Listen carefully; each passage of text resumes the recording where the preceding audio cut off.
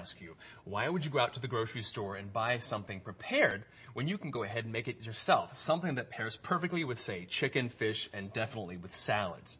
Hi, I'm Nathan Lyon, food expert, and I'm talking about a wonderful, unctuous Dijon vinaigrette. Now, the first thing you'll need is a container, a reusable container, say a third-generation mason jar, an old peanut butter jar you've already cleaned out will work just fine. So, a little bit of Dijon mustard, I would say about a tablespoon.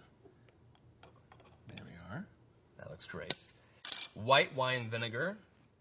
Get the good stuff, okay? Why spend $6 or $7 on a couple cups of coffee when you can spend maybe $3 or $4 on a really good quality vinegar? It'll go a long way. Just a couple teaspoons of this. And the vinegar really brightens up the flavor here, and it's a good contrast to the spiciness of that mustard.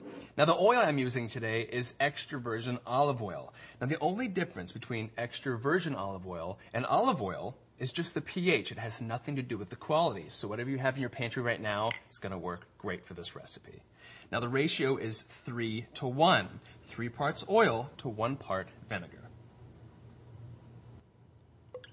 All right, now we're on the home stretch here, guys. A little bit of seasoning, some kosher salt, just a pinch. Now, I like using kosher salt or sea salt, but not iodized salt.